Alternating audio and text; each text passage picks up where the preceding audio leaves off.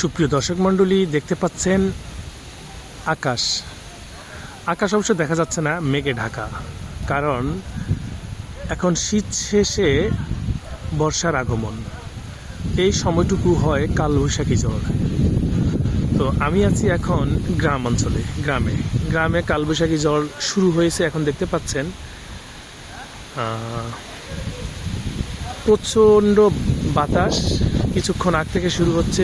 প্রচুর আকাশের গর্জন, মেঘের গর্জন। আমরা সাধারণত গ্রামের ভাষায় ঠাড়া,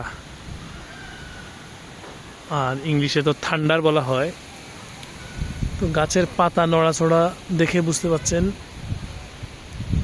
প্রচুর বাতাস হচ্ছে, প্রচুর ঝড়ের আভাস। তো আমি যদি আপনাকে দেখাই, এই হচ্ছে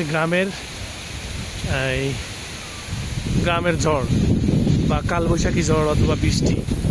দেখতেই পাচ্ছেন গাছগুলোকে এক পাশে নিয়ে গেছে বাতাসে দোলাতে।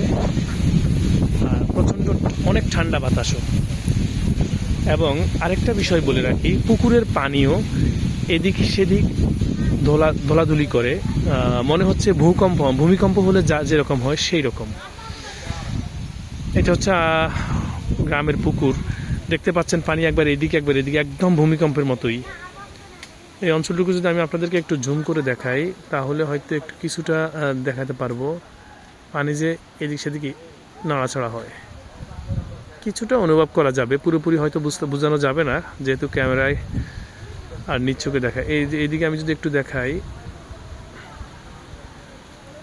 এই জায়গাটুকুও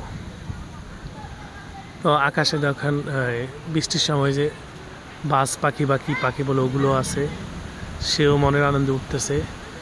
একটু আমি যদি জুম করে আপনাদেরকে দেখাতে চেষ্টা করি, এই হচ্ছে চিল অথবা বাজ পাখি। যাই হোক, এই হচ্ছে গ্রামে ঝড়ের যেই কালবৈশাখী ঝড়ের যেই তাণ্ডব, সে তাণ্ডব দেখা হয় গ্রামে গেলে বোঝা যায়। গাছকে কিভাবে ঝড় গাছের উপর তাণ্ডব চালায় সেটা দেখা যায়। এই দিকটা যদি আমি আপনাদের দেখাই, প্রচুর বাতাসে গাছের এক পাশ থেকে এক পাশে গাছকে এরকম সরিয়ে নিয়ে যাচ্ছে। দেখতেই পাচ্ছেন কি জোরে বাতাস হচ্ছে, এবং খুবই জোরে বাতাস হচ্ছে। আর একটু দেখাচ্ছি জাস্ট এদিকে একটু ঝুম করে, অনেক দূরে তো দেখি, চেষ্টা করে দেখে আপনাকে দেখাতে পারতেছি কিনা। এই হচ্ছে সুপারি বাগান। দেখতে পাচ্ছেন সুপারি গাছগুলো অনেক বড় বড়। ওখানে বাতাস প্রচুর মানে দুলতেছে গাছগুলো। তো যাই হোক, প্রিয় দর্শক মণ্ডলী, আবারও দেখা হবে কোনো একটি ভিডিওতে। তখন পর্যন্ত ভালো থাকুন। আল্লাহ হাফেজ।